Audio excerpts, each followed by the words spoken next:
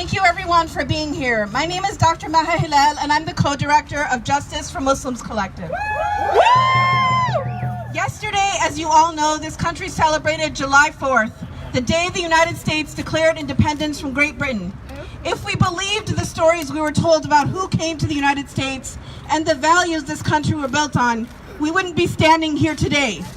But we're here because we know that this, rather than this being a country built on equality for all, it's a country that was founded by white Christians on the genocide of indigenous peoples and the enslavement of Africans.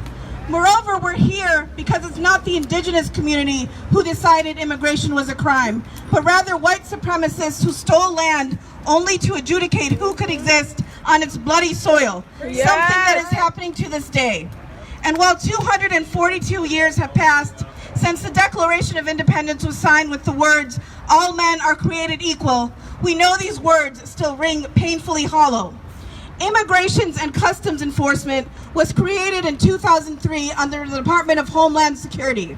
Though immigration was criminalized long before in the public consciousness, the creation of ICE solidified and strengthened the trope of the immigrant as dangerous and criminal. ICE was also created specifically to address the 9/11 attacks on the United States, an attack that the U.S. has used to shape a hegemonic world order. Consequently, the U.S. has not only intervened in and destroyed countries abroad, it has also positioned itself the victim of immigration from the very same countries its violence has reached.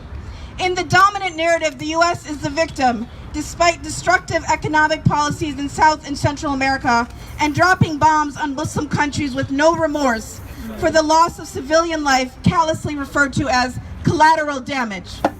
Last year, in late February, then Press Secretary Sean Spicer said that Trump wanted to, quote, take the shackles off of ICE agents.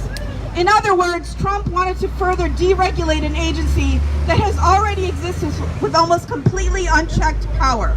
Right. And at this point in the Trump administration, with migrant children being detained, parents being deported, and Muslims being banned, the only shackles that exist or can be seen are those which bind marginalized communities to the weight of state violence.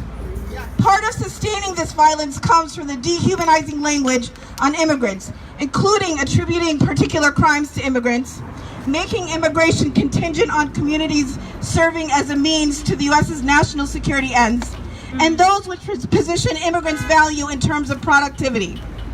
Each of these narratives converge to perfect the image of who is seen as deserving of residence in the U.S., something that has become more and more narrow as the narratives stack up against those fleeing from violence and hope for a better life.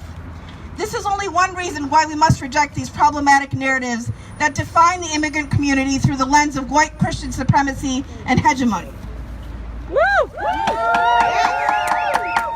While the Trump administration has uplifted and magnified a form of white Christian supremacy whose existence is positioned on the exclusion and expulsion of communities of color from the United States, this violence transcends this criminal presidency. Obama's legacy as deporter-in-chief should not be minimized, nor should Bush's role in facilitating the creation of the brutal agency